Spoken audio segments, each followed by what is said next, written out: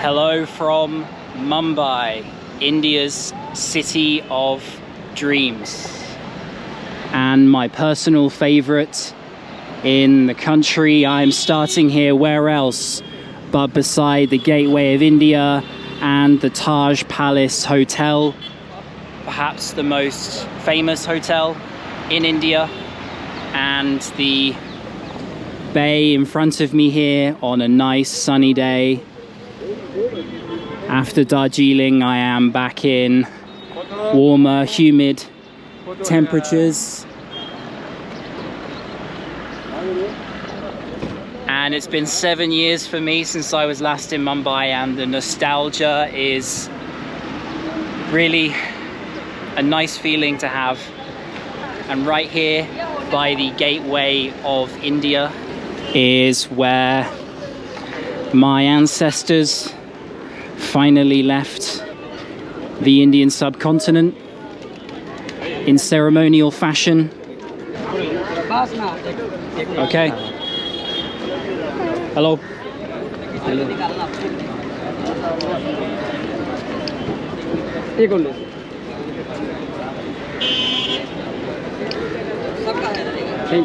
Okay, nice to meet you. Thank you. Nice to meet you. Dhanyabad. Nice to meet you, sir. Dhanyabad. धन्यवाद, welcome. क्या कबूतर की चाल है दोस्त, वाह रे वाह।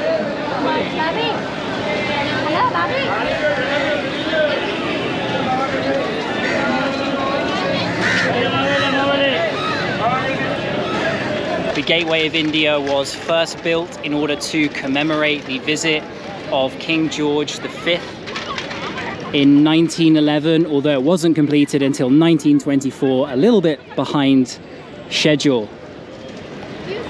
Coming here is interesting because you mix with a lot of Indians who want to take pictures with you or just get chatting, knowing where you're from, and you can soak in the atmosphere as well. Catamaran coming in there, which is from Elephanta Island, I think is the name of the island, but there you'll find the Elephanta Caves, a day trip that I recommend taking. I went there last time, so I'm not going again, but it is worth heading over that way to see the caves.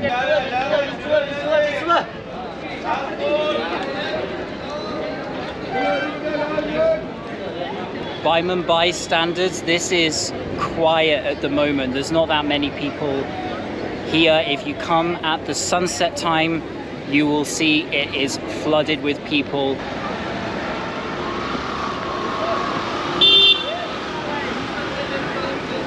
So from the Gateway and the Taj Palace Hotel, I am walking round the back towards Colaba Causeway, which has a market and a few famous spots on this busy street.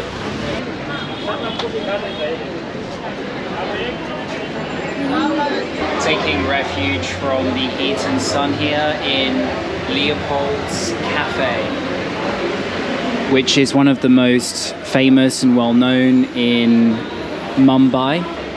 It dates all the way back to 1871, and it has a selection of food like sandwiches and pasta, as well as Indian dishes. And it's also in the book Shantaram, which I read when I was here 7 years ago. Hey. And it's been a pivotal part of the city, and many people have sat in this cafe and sipped on coffee or tea. It even has bullet holes from the 2008 terrorist attacks, as it was one of the places that was targeted. Even grenades were thrown in here. So I have a chicken tikka sandwich. I'm gonna dig in. After filming that clip in the cafe, they told me no more shooting, so I just finished my food and drink there. And we're back on Colaba Causeway here, heading further north.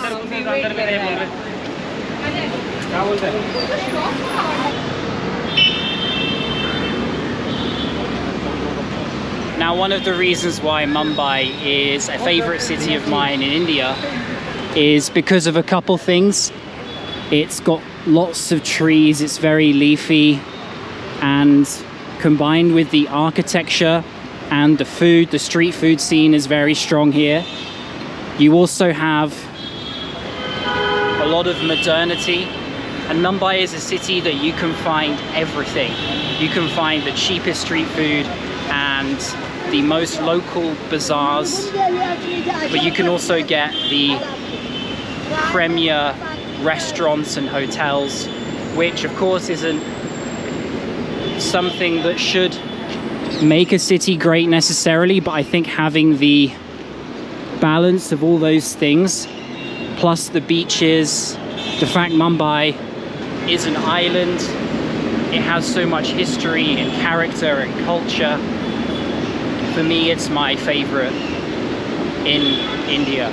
Just because it's breezier than Delhi, even though the traffic here can be very intense. It can take more than 2 hours to go from one side of the city to another, because it's shaped like a bottleneck. After all, Mumbai is an island. But if you can avoid the rush hours and get past the traffic, then you can find restaurants and bars and the spots of Bollywood actors and actresses, but also the most local joints with famous food, whether that's Mughlai food or South Indian. You can get it all here in the City of Dreams. One thing that will strike you about Mumbai is its Gothic architecture. In fact, that Gothic architecture has been recognized by UNESCO. Most of it built during the latter half of the 19th century.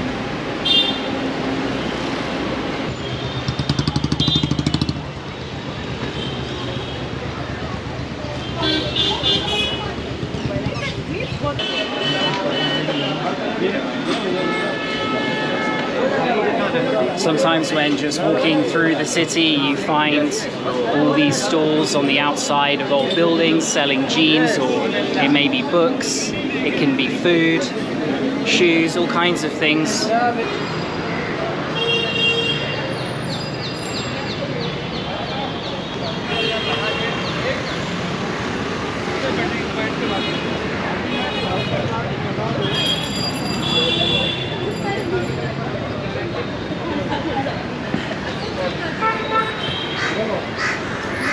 You can see just how much of the city streets are way more polished and taken care of, certainly compared to other Indian cities.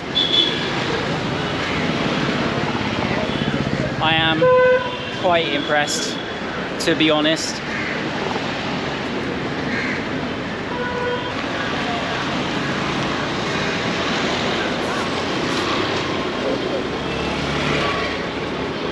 It's now the start of the famous Bombay rush hour. I don't recommend taking any public transport during rush hour. I tried that in 2017 and I was on the train from the first stop. It was quite quiet.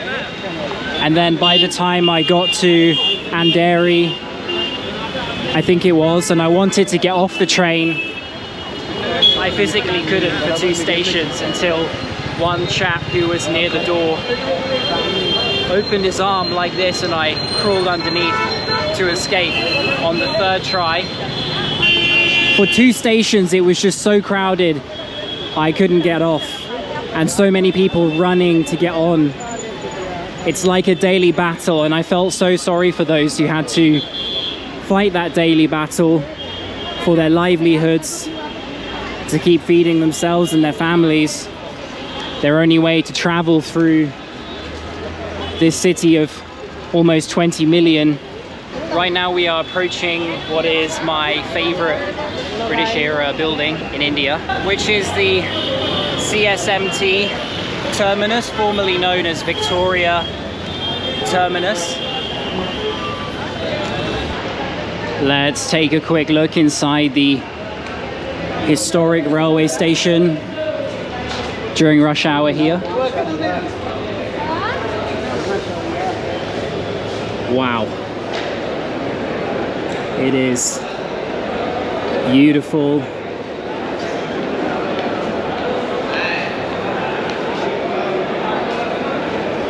Some nice new ticket booths here.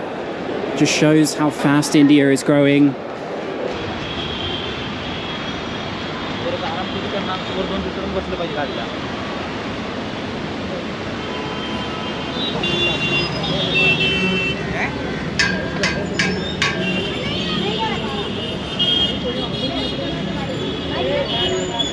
Prime viewing spot of one of the world's most beautiful railway stations.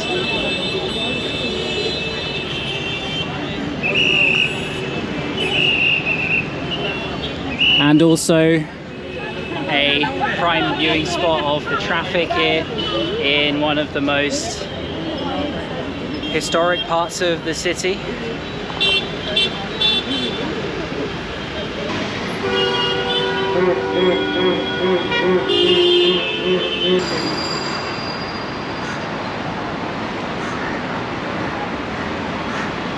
So from the terminus, I'm making my way towards the beach to catch the sunset, and along the way, check this out.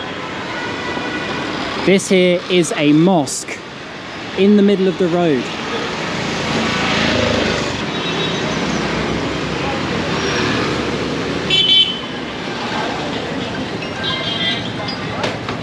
I think anything is possible in Mumbai.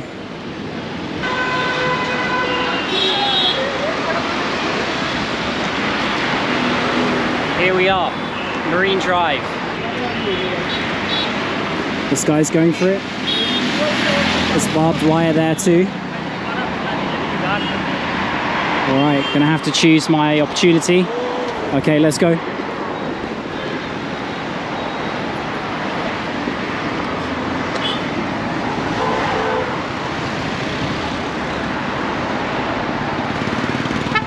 You can see the promenade here, which leads along. Quite a lot of people. And skyscrapers over there I can see already. Not too many opportunities to cross.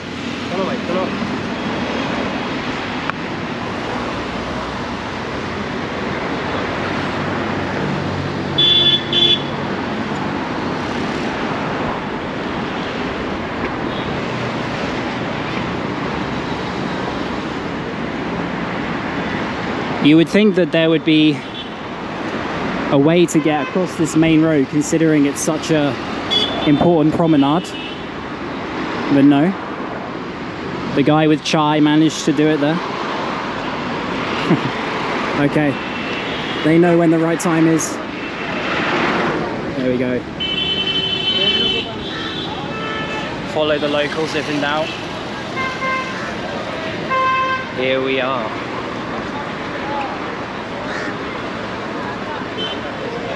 Quite impressive.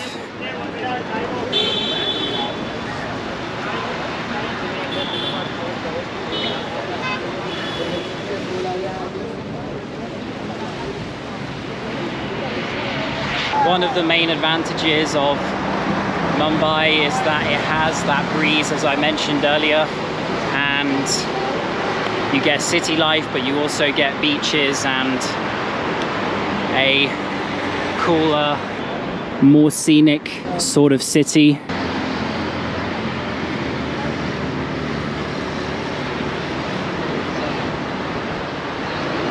Just away from the beach here, this is supposed to be a famous ice cream place called K. Rustam and Co. They wouldn't let me film the inside there, but I have a roasted almond crunch. Hey, how's it going? Where are you from? England. England. Yeah. Welcome to England. Nice to meet you. Thank you so much. Thank you. The ice cream itself is really good. I'm not usually a fan of these types of ice creams where you have to bite in, because It makes your teeth go numb.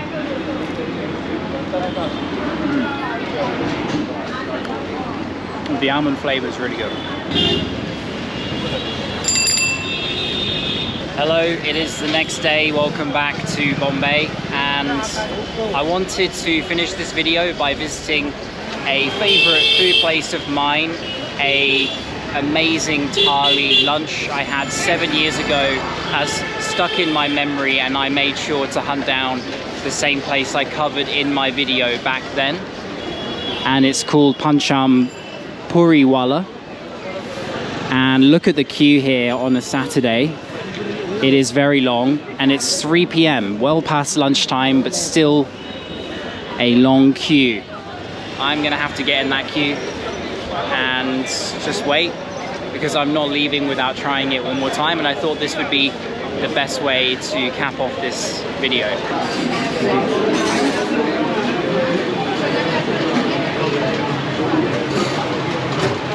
So I've sat down here now after waiting about 45 minutes, and I have the Royal Thali, which is 300 rupees. 5 different types of puri: lentil, beetroot, spinach, I think, and cottage cheese, if I got that right. And a paneer curry. This one looks like palak, a potato-based dish. Another one here. I think this is chickpeas, and chickpeas as well there, I think, with paneer, all vegetarian. Can't wait to dig in. Looks incredible and so cold.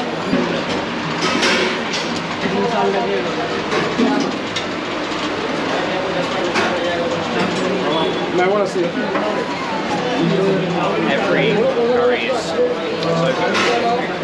They've added some more, I believe, curd, rice, and a lassi. This place dates back to 1848, so not only is it affordable and it tastes amazing, but it's also very historic here, right near the railway station. Wow, so I am stuffed. I've managed to make a fair dent in the food, almost nothing left. Now here the hot rice pudding dish and the lassi just to finish. So I have completed the Royal Thali there. I feel like a king. I'm stuffed, and I'm going to end this video here from Mumbai, my favorite city in India, and I'm flying back to the UK tomorrow morning. So I am in need of a break after Bangladesh and India for a couple of months. Stay tuned to find out which country I'm going to be traveling to next, and I'll see you then. Peace.